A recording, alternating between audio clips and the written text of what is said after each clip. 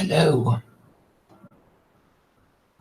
The fact is, um, I don't remember losing any particular argument. Good morning. Good morning, Erica. Maybe it's a feature of my egotism, but but perhaps it happens to everyone. They think they haven't lost the argument. I know, Erica, that Jay has been just saying on your stream that, when Claire lost the argument with Domingo, and it sort of annoys me because I know I'll have to ask him, like, look, Jay, what was the argument about? And he won't be able to say. And that's the most annoying thing about him. He doesn't feel he needs to give reasons. So, um, so he'll go on saying that, and he'll be asserting this and that, and then refuse to give a reason. So, being legally trained, I feel that I must make the point again and again. And I'm sorry, I know I'm just going to nag you all to death because you'll say, oh, it's Claire being a bonnet. It was idolatry 2 months ago. Now that everybody's talking about it, she's moved on to something else. And I've moved on to the topic of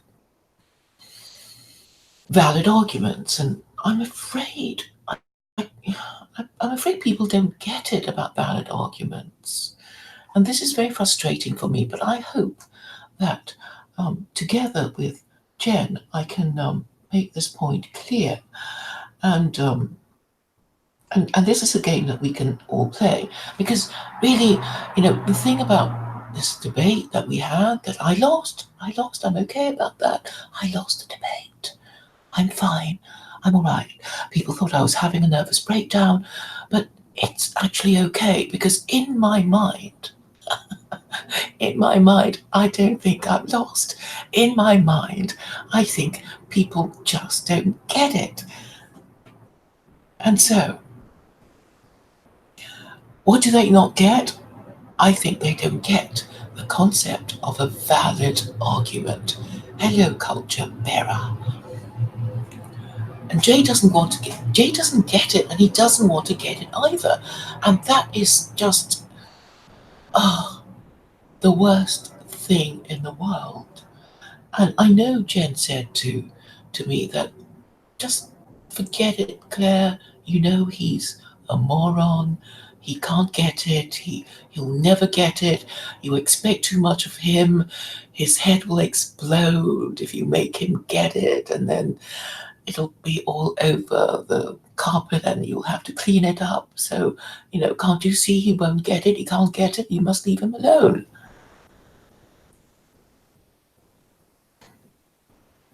No, Jay, I know I lost the debate. Everyone thought I lost the debate. Therefore, I must have lost the debate, right?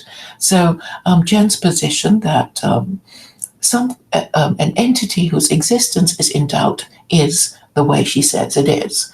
And I'm very happy to concede that her delivery was smoother than mine.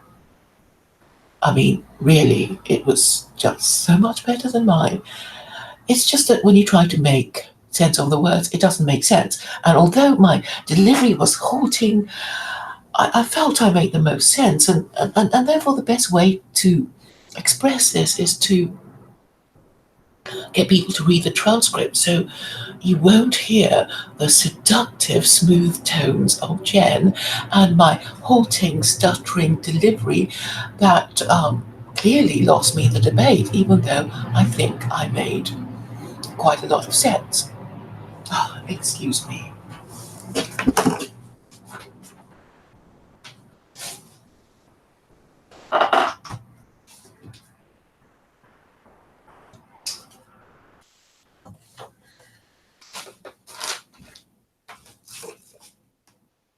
So, what is a valid argument? I've got the thing here. Oh no, I closed the window again.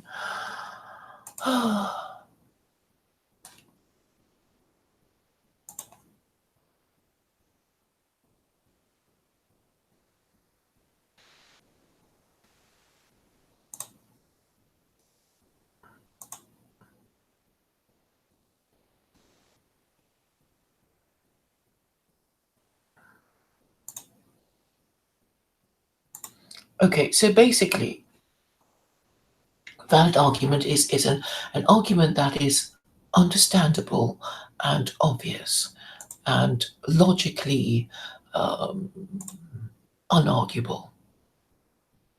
So, what's taking so long? Valid argument. I have that window, and now the computer's gone slow again. I can't find it. So,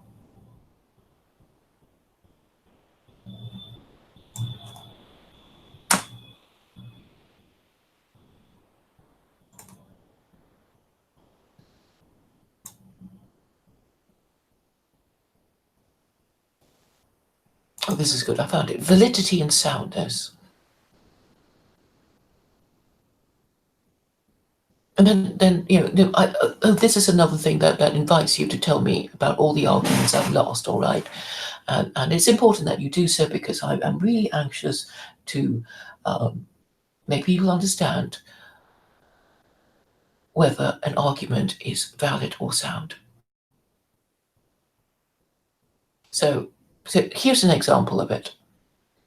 Elizabeth owns either a Honda or a Saturn. Elizabeth does not own a Honda. Therefore, Elizabeth owns a Saturn. That's clear enough, isn't it?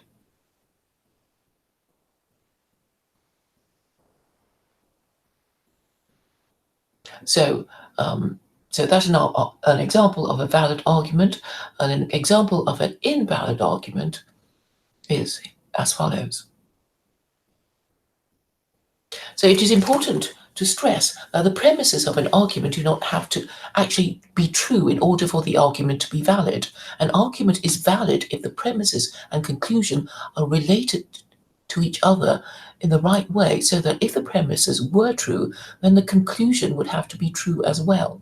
We can recognize in the above case that even if one of the premises is actually false, that if they had been true, the conclusion would have been true as well. Okay, that's a bit complicated, so let me explain. It gives an example. Consider then an argument such as the following. All toaster items, all toasters are items made of gold. That's obviously untrue.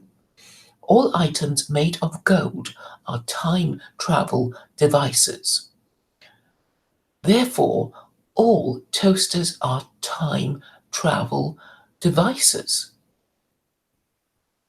So obviously these are premises that are actually untrue. But if they were true, then the conclusion would be true. That's what it's saying. So obviously the premises in this argument are not true. It may be hard to imagine these premises being true, but it is not hard to see that if they were true, their truth would logically guarantee the conclusion's truth. It is easy to see that the previous example is not the example of a completely good argument. A valid argument may still have a false conclusion. When we construct our arguments, we must aim to construct one that is not only valid but sound. A sound argument is one that is not only valid but begins with premises that are actually true. The example given about toasters is valid but not sound. However, the following argument is both valid and sound. In some states, no felons are eligible voters, that is, eligible to vote. In those states, some professional athletes are felons. Therefore, in some states, some professional athletes are not eligible voters. So, we see that, don't we?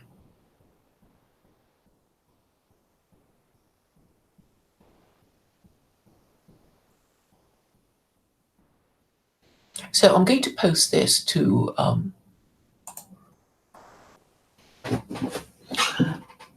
in the chat so you can have a look at it in your own time.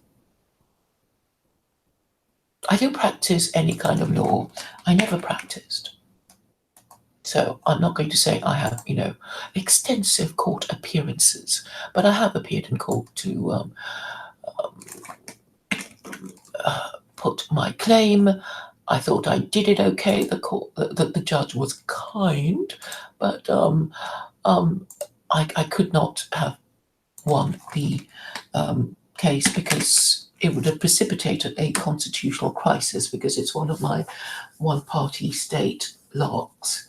So I was basically saying that the Conservative Party, from which I had been expelled, was a public body that should be subject to judicial review.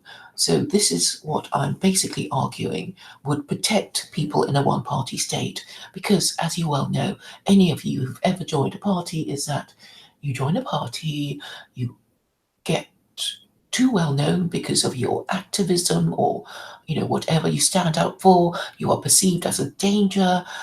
You make a few enemies, and then you get stabbed in the back and the front usually.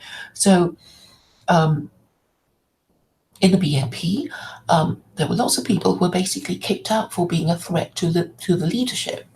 And when you get kicked out, you basically have nowhere to go. You're kind of soiled goods, a bit like, well, it's not a very nice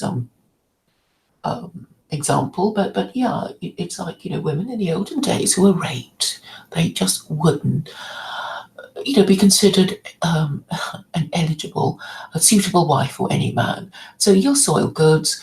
No party wants you, but they kind of lie to you and say, "Oh, if you don't like this party, then find another one. That there's plenty in our wonderful system of democracy. So you go and join. Usually the political opponent of."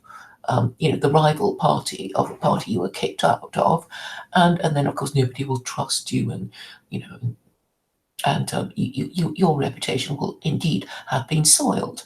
And so what I proposed was that all political parties, no, well, not all, after my one-party state is established, the protection that um, members would get would be that that they wouldn't just be kicked out with no um, remedy at all. They should have legal representation to say, look, I was kicked out wrongly because of this past struggle, and somebody, made false accusations, and whatever. So that's what that's a plan I use. Sorry, that's a plan I mean when I talk about protecting the rights of the members of a one-party state.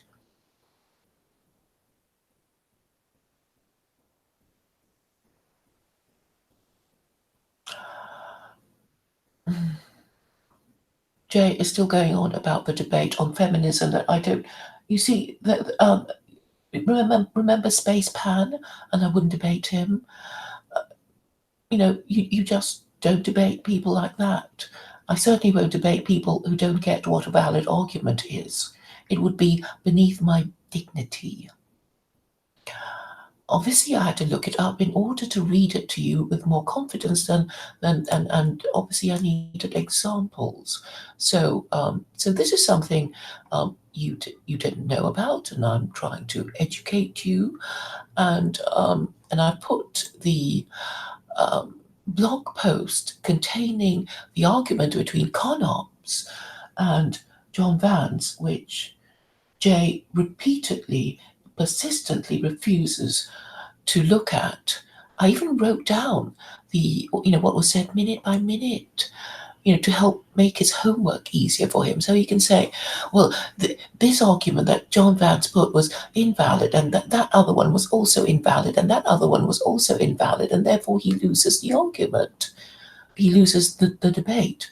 But Jay is simply refusing to do that because I think he doesn't want to admit that John has won the argument because he wants to be like Conops, who doesn't want anything much to be done. So he's kind of confused. On the one hand, he loves talking about politics and says how terrible everything's going to be. And then on the other hand, he says, I don't want to do anything much about it because it's too inconvenient. I have to. So I think he's in a state of neurotic suspension. And and so he's, an excellent subject on which to make the point about valid and sound arguments. So basically, a valid argument is true if the premises are true. Premises is, assumptions. If the assumptions are true, then the conclusion would be true. Now let me make up something that I know will annoy Jay. So it's like Jay hates secular Quranism.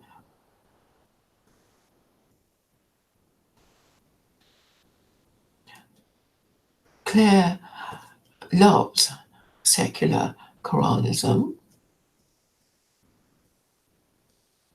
Therefore, Jay will oppose Claire. Right? So these are sort of valid valid premises from which I will deduce my sound conclusion. So we substitute Jay with Jen and people like that, and their behaviour becomes obvious. So I do understand that Jen does enjoy humiliating me in front of her her viewers, and this is, of course, her way of exerting her cult prestige, and another way of exerting her cult prestige is of course to show that I've lost the argument. So and we just had a debate and everybody agrees I lost, and now I want to examine whether any of the arguments Jen made were actually sound. So I think we can agree that it's like, yeah, Jen said a lot of hypothetical things that she said, if this, then that, and if that, then this, and therefore God exists, right? And then she goes, if the impersonal God promotes greater, more morality, then it is right to choose to believe in the impersonal God, the one she worships, and therefore it is good for you to join her cult and add to her cult prestige, and then the world will become a better place. And obviously, it has to be, all these premises have to be true in order for, the wonderful things that Jen promises you to come true. So, so it's my view that she has not at all made a sound argument.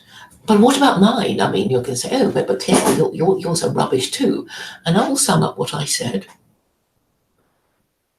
which is that the Abrahamic God is a personal God with laws. And if we believed in this Abrahamic God, whose laws we know, we would be more likely to follow them than not. So these are all hypotheticals in the sense that we can't prove whether God exists. But it's sort of, hypothetical. If God exists, then, we should obey his laws because he can send us to, heaven or hell and that kind of thing. Now,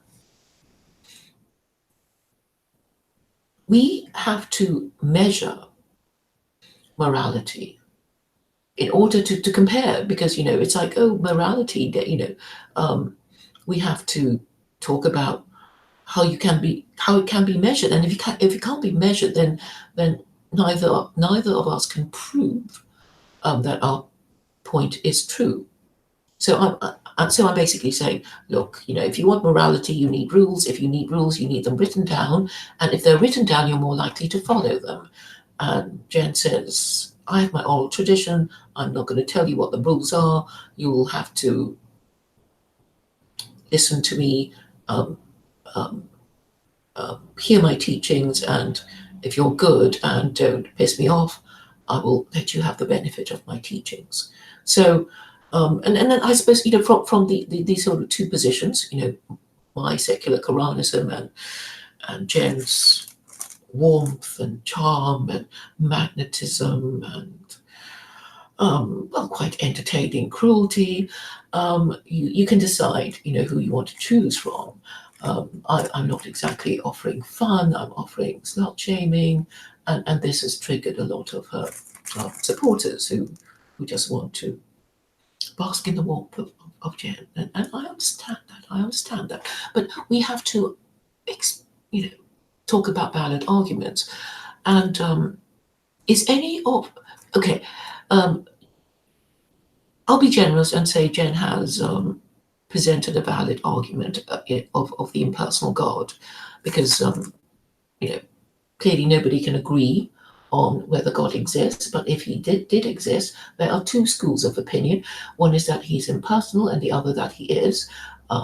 So Jen was saying, just because most people believe God to be personal does not mean that it is true. That's also a valid argument, and also, yeah, it's valid. So, and I'm saying, one is obviously better than the other because it's written down and people will know the law. And I think because we know what the rules are, we're more likely to follow them. And if we assume that following God's laws keeps us in existence, which is really what religion is for, then clearly Judaism does the job. And then people can say, oh, but Judaism is not just Judaism, it created Christianity, and look how wonderful Christianity is. And it also created Islam. Look how wonderful Islam is. And, what about Jen's tradition?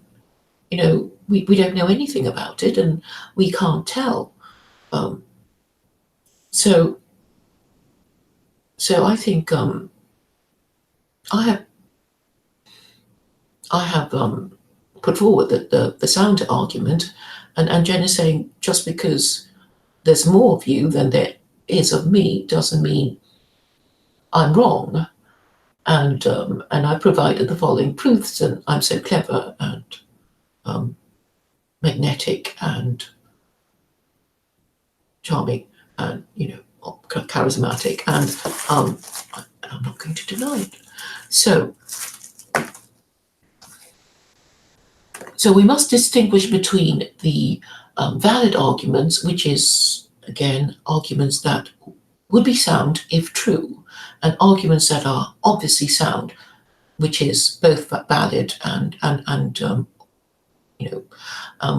relying on undisputed facts that nobody would dream of disputing. So I think I've made clear the evidence that my evidence is better than hers, and I totally concede that her delivery was much better than mine. But I think ultimately the most important thing is our ability to judge the soundness of arguments. I don't think people really get it, and I think it can be dangerous to have so many people not aware of whether, of the concept of validity and of soundness. And to this end, I was trying to encourage Jay to kind of do this exercise with me, which he has pointedly refused to do. So this is what I'm trying to help you all in the pursuit of education and knowledge, and help you in all the big and little ways that I can, because I really do want to show that I care about you. I care about Western civilization. I don't want it to get worse and worse. I don't want people to just kind of pass a buck and pretend it doesn't concern them. And it's very difficult to get past people understanding why it is necessary to consider secular Quranism. And And I know that Jen doesn't want to, and she won't even read it, and therefore I make the point that she, her arguments for not reading it are unsound. I mean, I know why, and then she'll say, "Oh, that's ascribing motive and an ad hom." But somehow, the only way to make people do things is to accuse them of things that they cannot deny. Jay. Oh dear, I'm confusing the two of them now.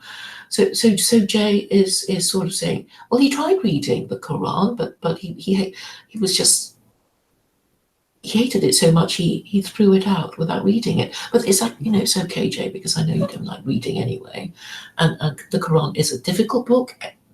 Well, I found it actually quite easy and a surprisingly good read.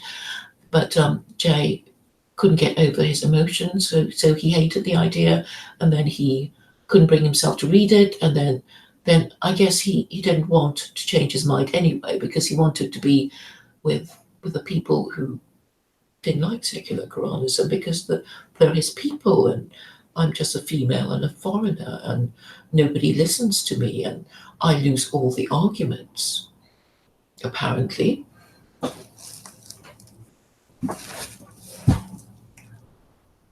So I have, in fact, demonstrated a valid argument and a sound argument. I have explained to you the difference.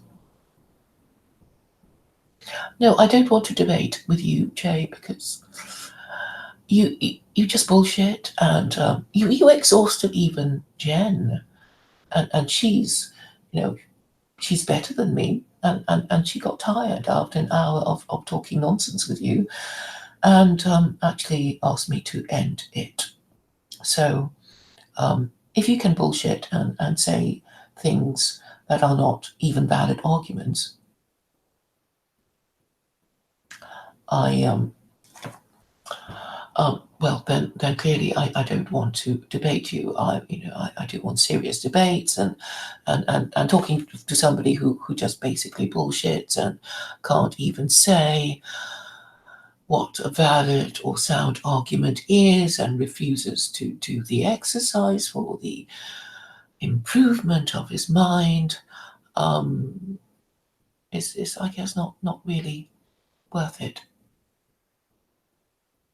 No, I don't claim victory. I know that in the opinion of the people who judge the debate, the people who don't know the difference between a valid argument and a sound argument, according to these people, I have lost. I accept it. And I'm okay with that. I'm okay with that. And I fully concede that Jen had greater fluency. She did her PowerPoint. She read her speech clearly and did excellently well. What is only to be disputed now is the soundness of her arguments.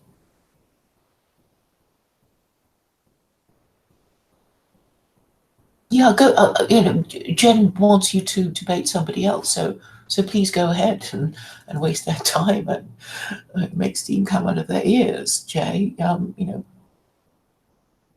And I'll be happy to go through the debate and say yes, this argument was sound, what Jay said and the other person, and score it according to my criteria, because I really hate the superficial glitziness of the Jay and Jen. Oh my God, they sound such a couple now. The Jay and Jen mode of scoring debates. It's for me, it's just validity. It is only validity, sorry, soundness that clinches it. So if you don't care even about validity or soundness, and you just want to say, "Oh, but that speaker was so beautiful and had such a magnetic personality and spoke so with such a wonderful voice," and you're prepared to be swayed by that, then I guess not much can be done to save you. because you actually don't care about the arguments. As Jay has repeatedly said to me, he doesn't care. No, you see, the who will judge that I have won or lost a debate? You see, this is how I do it. I would actually want, okay, say, I did a debate with someone, and it's on my stream, and then I would just invite people in the comments to say, please, um, please say how many.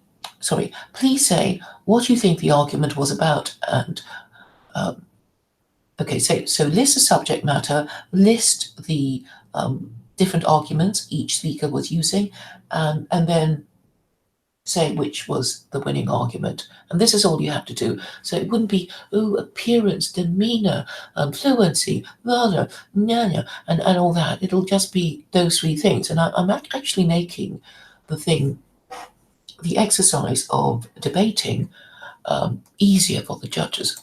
No, but now I will look at Jen's very complicated, long-winded thing, which is always so complicated and long-winded. I never read it, and that's why she gets cross with me.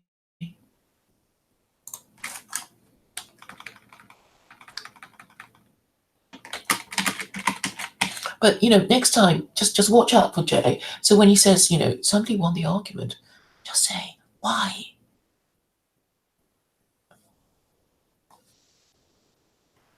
And then he won't be able to answer because you won't know what you mean. Debate protocol. She likes calling it protocol. See, when you can say rules, you want to say protocol because it sounds so much more technical.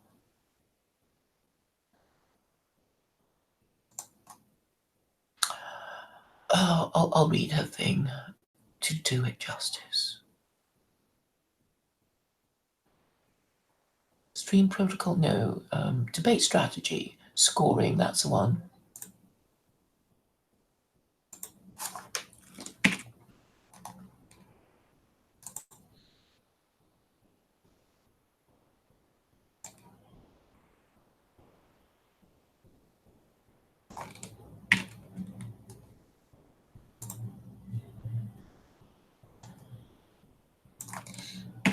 Okay, I mean, just compare my scoring with Jen's very complicated thing.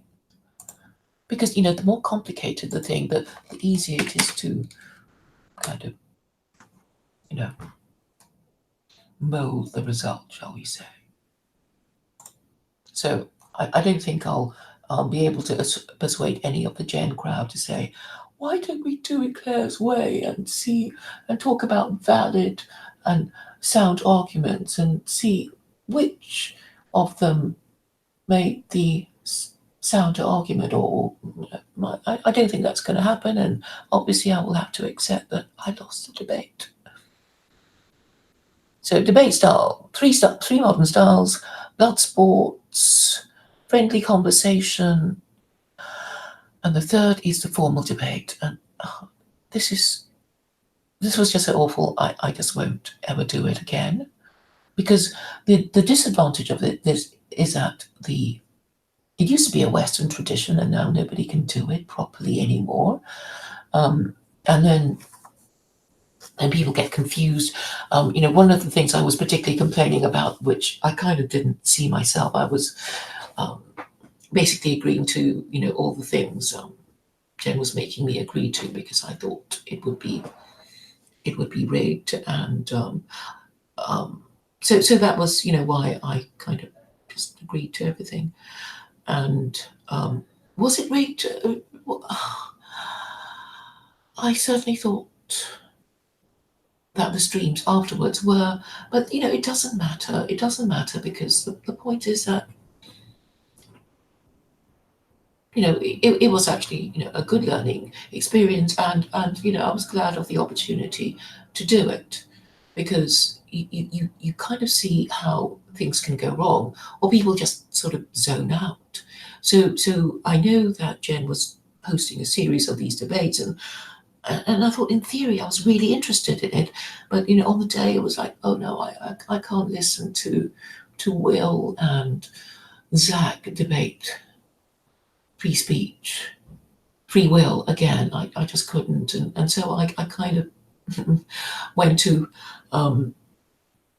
I kind of listened to my own stream because people were talking and having fun, and it was easier to follow. I also noticed that a lot of people who were supposed to care about me couldn't bring themselves to listen to the Jen Claire debate either. So, when you get to people who are supposed to care and about the both or one of the participants, and then supposed to care about the subject matter, and they can't even bring themselves to listen to it, I think you're wasting your time. So I'm saying again that the dialogue style is more accessible. I mean, it just sounds better, it flows better. So if speaker A says something and speaker B doesn't understand, and he's not ashamed of admitting his ignorance, then speaker B can, say, could you explain what you mean? I didn't understand. And then, and if it's done in a polite tone, then it's really quite nice to listen to. But of course, if it's full of don't fucking swear at me again, Jen, you know, and stuff like that, then it's just horrible to listen to, and that's why Jen got so many dislikes. And I know that although she likes kicking me around, it's just sort of horrible to listen to, two women shouting, and it's just not very nice and not a good reflection on us. So if she's more interested in spreading knowledge of her ideas, I still think dialogue is the way to go. And then, so you don't forget, because one of the difficulties for me about the debate was Jen was speaking for 7 minutes, saying really what are quite obscure and complicated things that are not generally agreed or even understood, even afterwards, even now, I might add. And so the thing was, well, you chose the debate, it's your fault, and then you lost on your terms. And they're saying, yeah, that's fine. That's fine. I'm, happy to declare Jen the winner, and I, the, bad debater who apparently made no sound arguments at all about the Abrahamic faith, which is personal, as opposed to Jen's unscriptured, impersonal God, which it turns out is not so indifferent after all, because she said in the end, in the second post-debate stream, that God is actually us. We are bits of God. I kind of said that in a blog post some time ago. So my little story was God was just there, he was bored, and then, it was just boring on his own. And because he was omnipotent, he could just, break himself up in all the little pieces, which became a part of the universe. And we are part of it as the planet we live on, as the galaxy we live on, and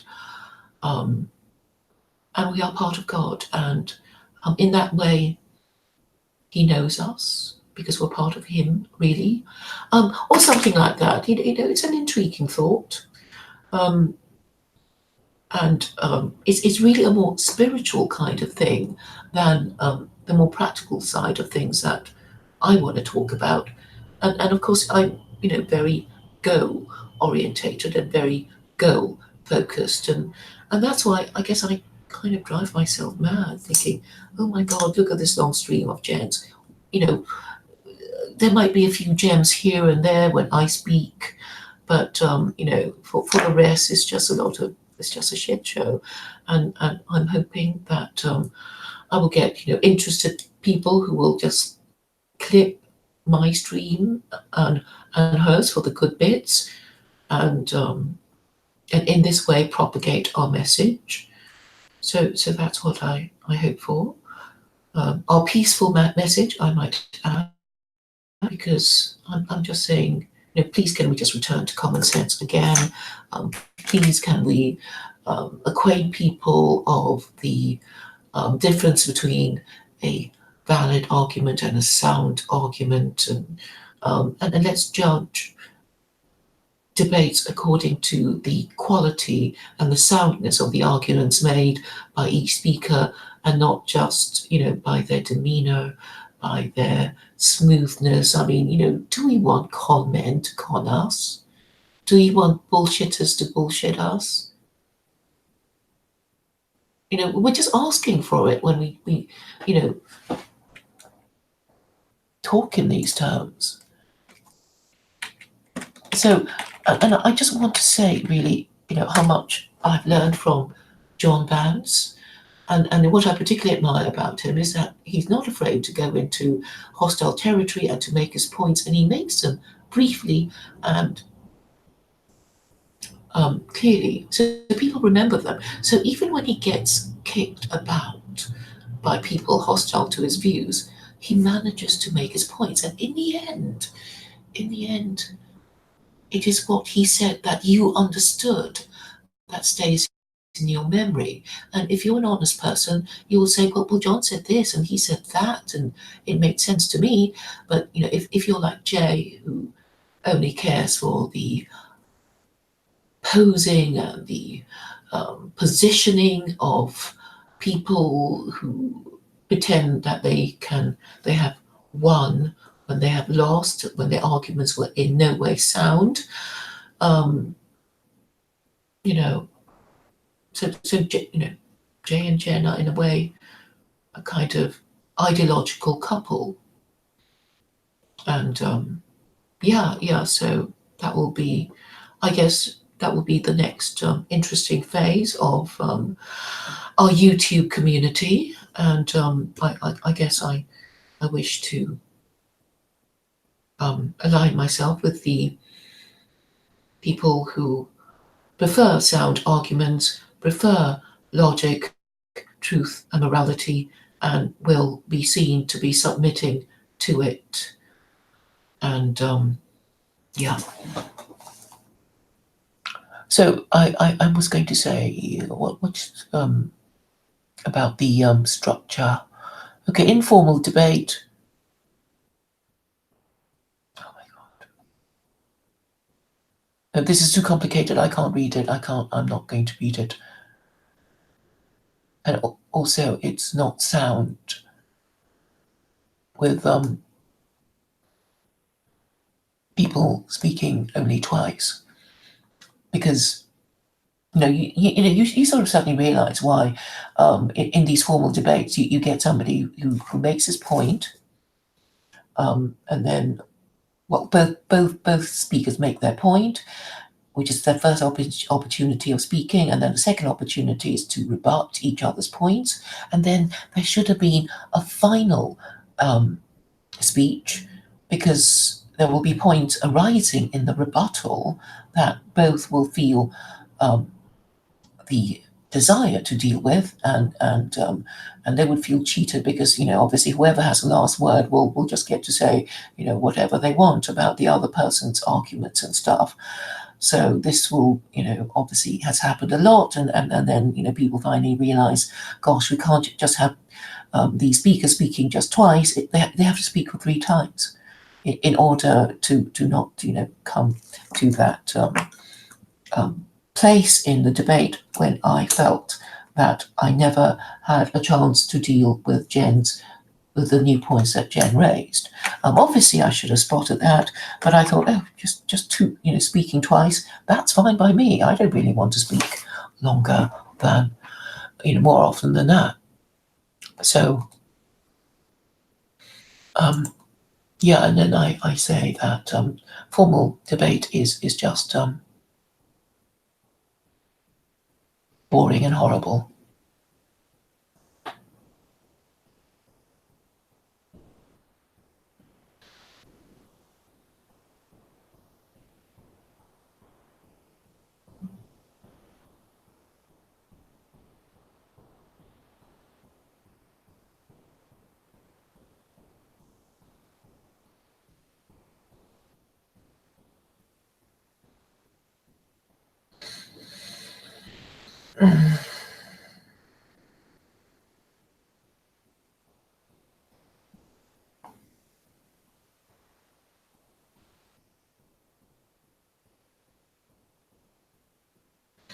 Yeah, I think I am streaming quite a lot, but that's okay. I don't mind doing it. It's a bit of a compulsion, to be honest.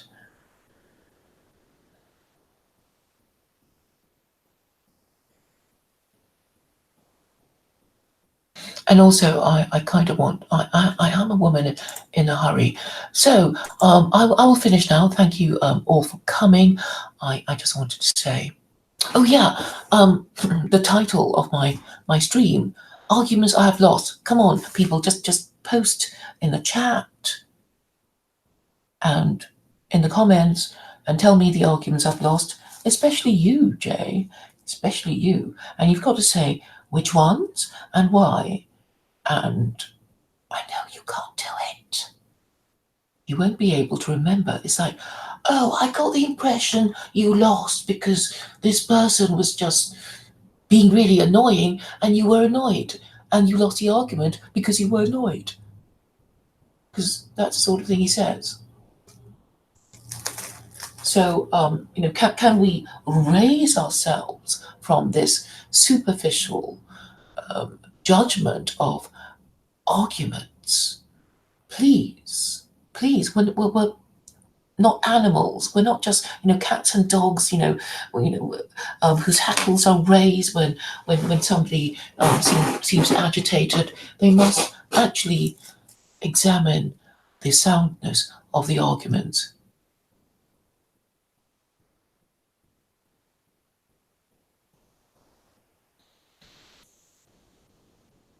And yeah, so this is going to be the bee and my bonnet now.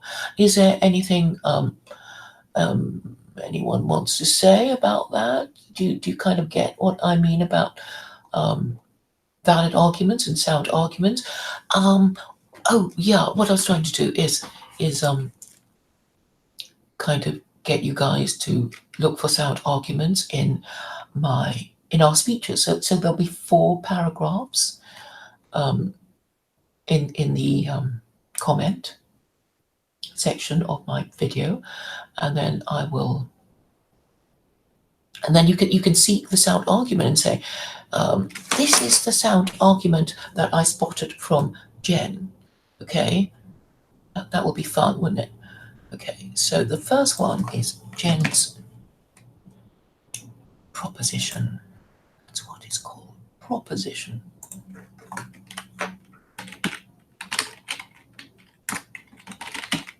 Yeah, it's better to do it in an interactive way. It's quite a long paragraph, but I think it should all fit in. And then you probably won't even be interested, will you? Because it's just so boring. And that's a problem. People will listen to Jen and I just sort of go on about stuff, but you're not going to read any of this, I know. But I'll do it just for the sake of proving that you're not going to read any of it. Okay, so I've just posted under a video, then my rebuttal. And then you can say, so look, people, for anything that is obviously true and that you agree with, okay? And then you say, yeah, whatever. So cut and paste the sentence that you think is a merely valid argument and a sound argument. Okay, I think you'll have fun doing that because it'll just help you against bullshitters like maybe Jay, who doesn't care about such niceties of human reasoning.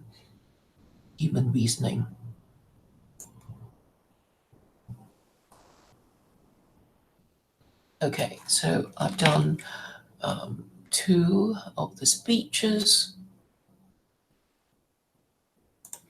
but if you know of any other arguments I've lost, post them under the video. I know you'll have fun. And then you have to say, this was an argument about whatever, and I know you lost because the other person said that and you said this, and that was clearly, um, you know, whatever. And I think this is sort of more fun than preparing for some debate.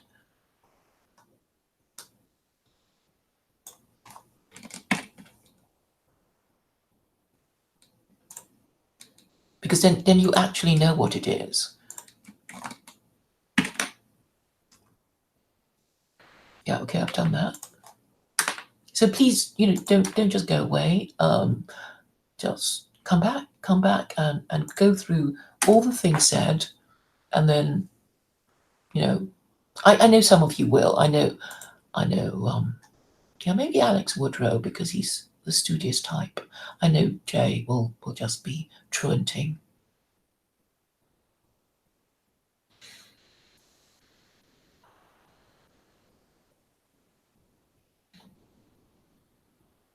Okay. So yeah, and if you can think of any arguments I've lost, please post them under the video.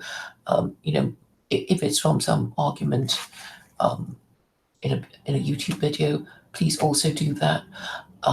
Obviously, I'm so egotistical that I know, I don't believe I've ever lost any arguments. But who knows? But I don't mind going through them. I don't pretend to be infallible, and I think you can learn from our mistakes, from my mistakes. And the most important one I really wanted you to do. I mean, you can forget, the nonsense going on between, Jen and me. It is John that I want to talk about, who made the arguments that I thought were sound, but which Jay, unfortunately, refused to consider. While insisting without giving a reason that Connaught won, and he won because he had the more confident demeanor. Jay, is this what you want politics to be? To be the stage of the con man? I mean, that's really why I was so angry. It's not that I was complaining that you thought Jen had won the debate, or that I was, so publicly humiliated. Public humiliation is a sign of martyrdom. So, it's an excellent way of showing how much I care about white people, that I continue to do this time and time again, and I don't mind.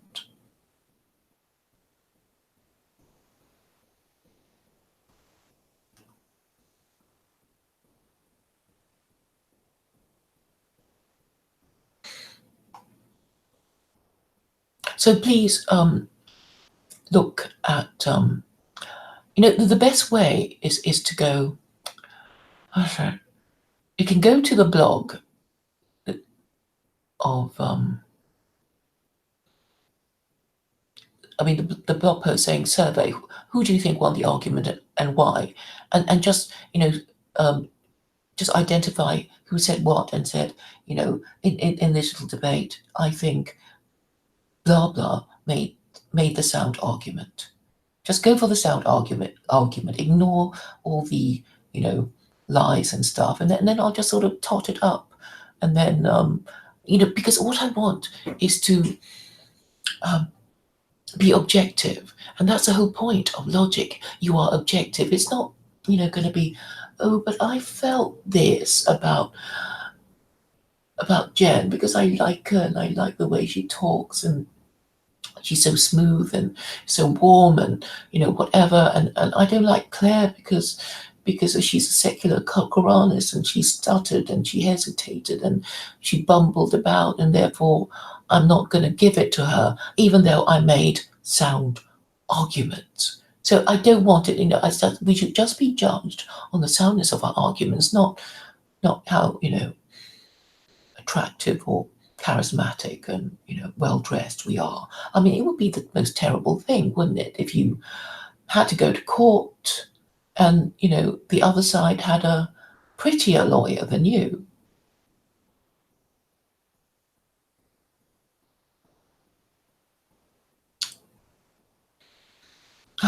There's Jay in a chat saying I'm in love with him. He doesn't understand that I could not possibly fall in love with a man who explicitly says he prefers the political stage to be the stage of con men. I mean, it's extraordinary. So no, I can't fall in love with him ever. And I can only say that if I were younger than John Pants, I would be more inclined to fall in love with him, because there's nothing more heartwarming than a man of principle and courage. And that is the kind of masculinity I admire.